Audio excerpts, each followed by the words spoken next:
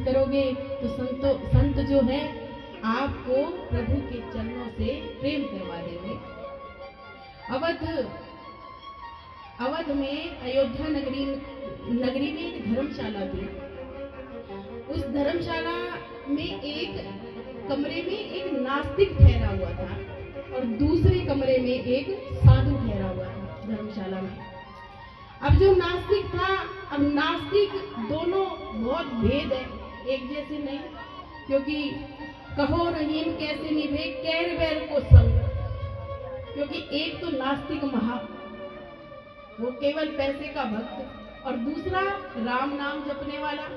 अब जब उसका सोने का वक्त होता तो सुबह सुबह ज्यादा नींद आती है, जैसे 3-4 बजे का वक्त होता है तो है ना, उठा नहीं जाता।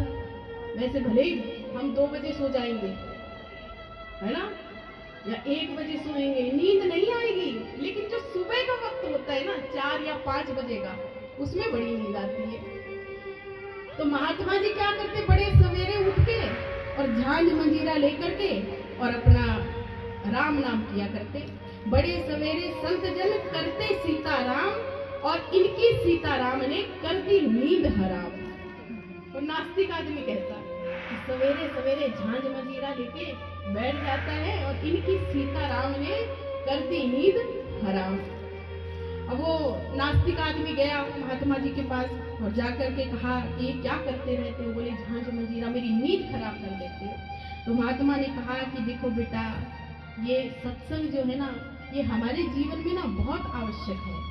देखो भगवान ने हमें सब कुछ तो दिया है, बोले हमें खाने को रोटी दे रहे हैं, हवा दे रहे हैं, पानी दे रहे हैं, तो इनका नाम तो लेना चाहिए, सत्संग तो करना चाहिए। अब उस नास्तिक ने कहा कि नहीं, क्या देता है भगवान? बोले कुछ नहीं करता भगवान, हम कमा रहे हैं तो हम रोटी खा रहे हैं। तो संत कहते हैं हुआ नहीं है और ना होगा, प्रभु सरीखा दानी, पापी धर्मी सबको देता अन्न पवन और पानी। हुआ नहीं है और ना होगा, प्रभु सरीखा दानी। जैसे 2 दिन पहले मैंने कहा था कि भगवान के जैसा कोई दानी नहीं है, चाहे धर्मी हो, चाहे पुण्यात्मा हो, चाहे पापी हो, भगवान सब पर अपनी कृपा करते हैं, सब पर करते हैं ना। देखो बारिश होती है जब, तो वही बारिश पापी के मकान पर भी हो रही है और वही बारिश पुण्यात्मा के। अब भगवान ने भेदभाव तो नहीं किया ना, अभी भी भेदभाव नहीं कर रखा।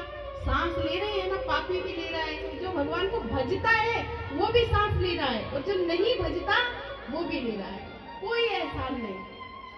तो उसने कहा कि देखो प्रभु के जैसा तो कोई दानी नहीं है, फ्री में दे रखा है सब कुछ।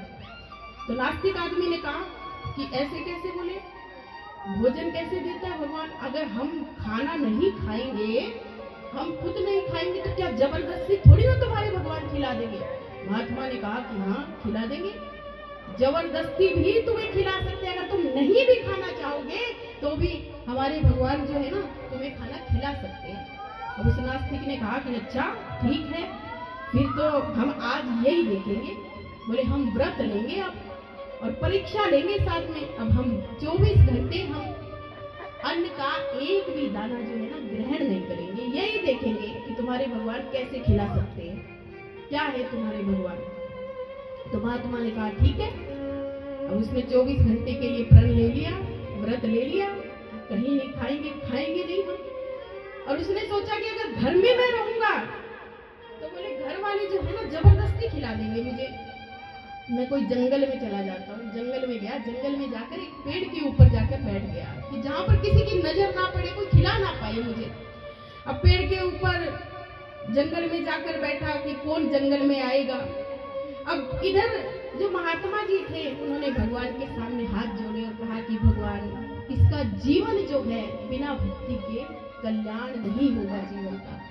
तो उन्होंने प्रार्थना की कि देखो हम हार गए, इस बात का डर नहीं है हमें, इस बात का दुख भी नहीं होगा, लेकिन क्या है कि इसका जीवन बदल जाएगा। तो प्रभु इस पर अपनी कृपा कर देना। अब वो व्यक्ति जो है चुपचाप जो है ऊपर बैठा हुआ था।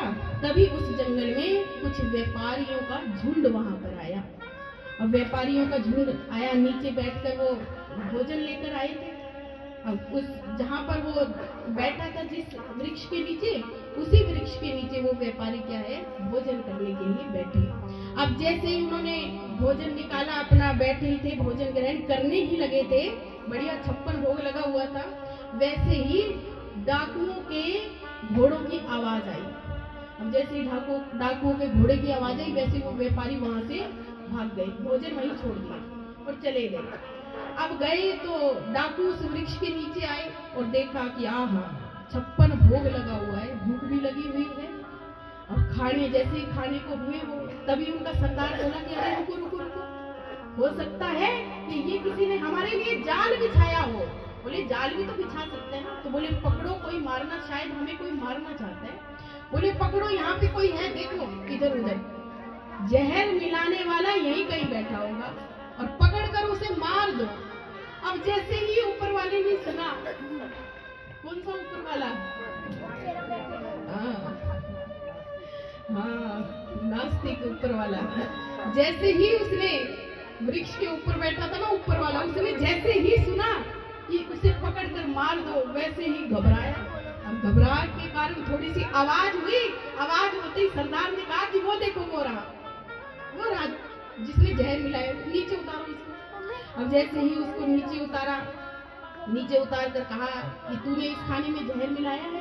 बोले नहीं नहीं, मैंने इस खाने में, इस भोजन में कोई जहर नहीं मिलाया। बोले झूठ बोल रहे हो, तूने ही इसमें जहर मिलाया होगा। बोले अगर तूने जहर नहीं मिलाया ना तो तू खा के दिखा इस भोजन को पहले। बोला नहीं नहीं, हम खाएंगे तो नहीं। बोले बात कर लो तुम खरी खोटी, पर कसम तुम्हारी मैं नहीं खाऊंगा रोटी। कितना भी कड़वा बोल लो, कितनी भी गाली निकाल लो, कुछ भी कर लो, लेकिन मैं ये रोटी नहीं खाऊंगा। लेकिन सरदार ने कहा कि आज ये रोटी तो तुझे खानी ही पड़ेगी, आज ये रोटी तो मैं तुझे खिलाकर ही रहूंगा। अब मरता क्या ना करता, क्योंकि नहीं खाई तो ये मार देगा। अब जैसे ही सरदार ने बंदूक उठाई, वैसे ही रोटी जो है उसने खाई। जाकर के महात्मा के पास गया और चरणों में गिर पड़ा। और वो व्यक्ति फिर कौन बना? पहले तो वो नास्तिक था, लेकिन एक संत के संग से कौन बने? संत मलुका दास। और फिर उन्होंने क्या लिखा? अजगर करे ना चाकरी, पंछी करे ना काम, और दास मलुका कह गए सबके दाता राम। जो कह रहा था ना कि तेरे भगवान क्या रोटी खिला देंगे, फिर अंत में उन्होंने यही बात लिखी। इसलिए सबको खिलाने वाला, सबका पालन करने वाला सब भगवान है।